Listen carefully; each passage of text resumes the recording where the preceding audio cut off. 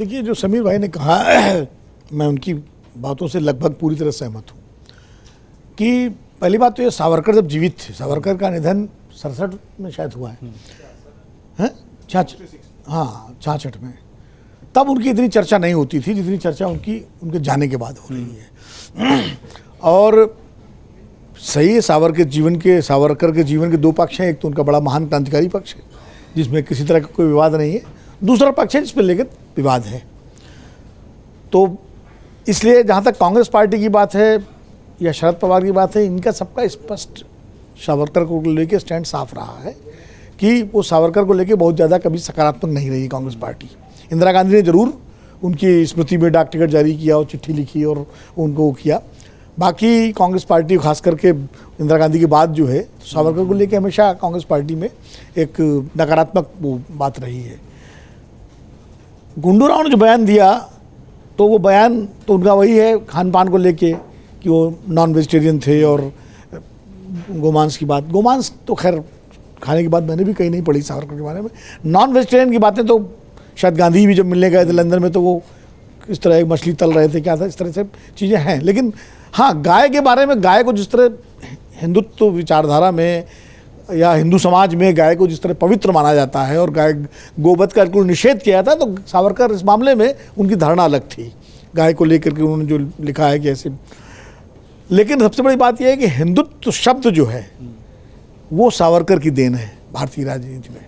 इसके पहले हिंदू तो था, संघ भी हिंदू की बात करता था, हिंदुत्व शब्द सावरकर की देन है। और उन्होंने ये भी कहा कि मेरा जो हिंदुत्व है वो एक विचारधारा है, वो हिंदू से उसका कोई लेना देना नहीं है, वो उन्होंने स्पष्ट किया है। और इसीलिए सावरकर, जो अभी समीर ने कहा कि सावरकर संघ उनको कभी अपना नहीं पाया और सावरकर ने भी संघ को कभी अपना नहीं अपनाया, वो अलग हिंदू महासभा और उनकी राजनीति थी।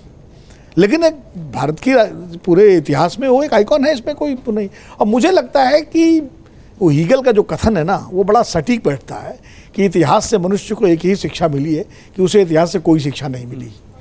तो वही हाल है कि आप बार बार सावरकर को लेके, कभी नेहरू को लेके, कभी गांधी को लेके, कभी किसी को लेकर के, मतलब वो गड़े मुर्दे उखाड़ने की कोशिश। मुझे लगता है राजनीतिक दलों के पास जब वर्तमान मुद्दों को हल करने की कोई दृष्टि, कोई सोच, कोई समझ, कुछ ठोस नहीं होता है, तब वो इतिहास के गड़े मुर्दों की बात करने लगते हैं कि 50 साल पहले ये हुआ था, 200 साल पहले ये हुआ था, 500 साल पहले ये हुआ था, जिनका हल आपके पास नहीं है। और उस परिस्थिति में जब आज से अगर हम अपने जीवन में देखें तो कई बार अपना आत्मावलोकन करते हैं तो लगता है यार 20 साल पहले हमने ये बात कही थी, या हमने ऐसा कदम उठाया था, नहीं उठाना चाहिए था, या ये क्यों नहीं उठाना चाहिए था। तो क्योंकि हम खुद अपने जीवन में 20 साल 25 साल बाद इतने आगे निकल आते हैं कि उन परिस्थितियों में हमने जो किया है वो बाद में लगता है क्यों किया, ऐसा नहीं करना चाहिए था। तो जब अपने ऊपर ये चीज़ लागू होती है तो देश के ऊपर, समाज के ऊपर, या जो समाज और देश का नेतृत्व करने वाले नेता थे, चाहे किसी धारा के रहे हो, उन पर आप जब कहेंगे तो उन तत्कालीन परिस्थितियों में उस समय उनको जो ठीक लगा होगा उन्होंने किया होगा, सही गलत। अब उस पर आज हम 2024 में उसके औचित्य पर हम बहस कर सकते हैं, विश्लेषण कर सकते हैं उनकी विचार का, राजनीति का, उनके उस पर, लेकिन उसको मुद्दा बना करके और उनकी छवि का जो मंडन खंडन करना है, मुझे लगता है उससे सारे राजनीतिक दलों को बचना चाहिए। और गुंडू राव ने किस संदर्भ में कहा, मुझे चूँकि मैंने देखा नहीं संदर्भ, क्या वजह थी अचानक सावरकर का जिक्र लाने की, क्या ज़रूरत थी। और कांग्रेस मुझे लगता है इसलिए इस पर नहीं बोल रही है कि कांग्रेस का जो सावरकर को लेकर स्टैंड है वो बिल्कुल अलग है, गुंडू राव वाला ही स्टैंड है। लेकिन कांग्रेस इसको बोलना भी नहीं चाहती कि उनके बयान से किनारा भी नहीं करना चाहती, इसलिए किनारा नहीं करना चाहती। किनारा करते ही लगेगा क्या स्टैंड बदल गया क्या, फिर सवाल दूसरा उठेगा कि तो राहुल गांधी ने जो कहा था उस पर क्या कहेंगे आप। जयराम रमेश से यही पूछ दिया जाएगा, दूसरा जयराम रमेश क्या जवाब देंगे अगर उससे किनारा करेंगे उस बयान से। और उसका समर्थन भी नहीं करना चाहते क्योंकि महाराष्ट्र का चुनाव है, और महाराष्ट्र के चुनाव में जिस तरह शिवसेना एक पोटेंशियल एलाई है कांग्रेस पार्टी का और एमवीए जो है महाविकास अघाड़ी का, तो उसमें उसको भी नाराज़ नहीं करना है। तो बेहतर है कांग्रेस ने चुप्पी साध ली, और राजनीतिक दल ऐसे मुद्दों पे कई बार चुप्पी साध लेते हैं। कई बार गिरिराज सिंह बोलते हैं, बीजेपी चुप्पी साध लेती है क्योंकि ठीक है नहीं बोलना है। तो मुझे लगता है कि ये इतना बड़ा मुद्दा महाराष्ट्र के चुनाव में नहीं बनेगा। ये जरूर है भाजपा के नेता और हो सकता है प्रधानमंत्री जी खुद वो इसको अपने भाषणों में इसका जिक्र करें, लेकिन सावरकर को लेकर महाराष्ट्र में भी बिल्कुल सीधे सीधे विभाजन है। एक समाज उनको बिल्कुल देवता की तरह, अपने युग पुरुष की तरह मानता है, तो दूसरा समाज उनके खिलाफ भी है। एक बड़ा विभाजन है महाराष्ट्र में। इसीलिए सावरकर को लेकर के महाराष्ट्र में भी कभी एक राय नहीं रही है।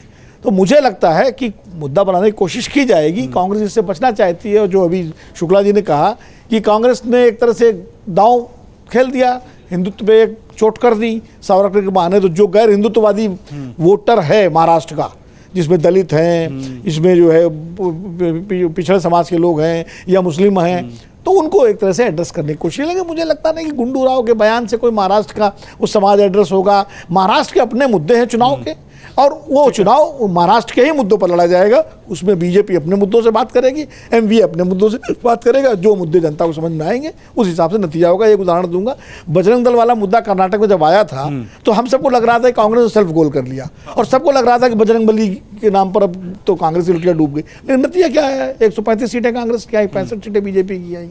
यानी चुनाव वहाँ दूसरे मुद्दों पर हुआ, बजरंग बली पे हुआ ही नहीं। तो इसलिए जो है, जो ग्राउंड के मुद्दे हैं, अब जब मतदाता बहुत समझ गया है, पूरा लोकसभा का चुनाव मुस्लिम और इसको लेकर लड़ा गया, लेकिन उतना फायदा नहीं हुआ ना बीजेपी को जितना होना चाहिए था, क्योंकि मुद्दे दूसरे थे। तो जो ज्वलंत मुद्दे हैं, चुनाव उन्हीं पर होगा। अगर आप ये वीडियो YouTube पर देख रहे हैं तो हमारे चैनल को सब्सक्राइब कर बेल आइकन दबाएं, और Facebook पर देख रहे हैं तो हमारे पेज को लाइक करें। 8 मिलियन प्लस सब्सक्राइबर, आपके इस भरोसे के लिए बहुत धन्यवाद।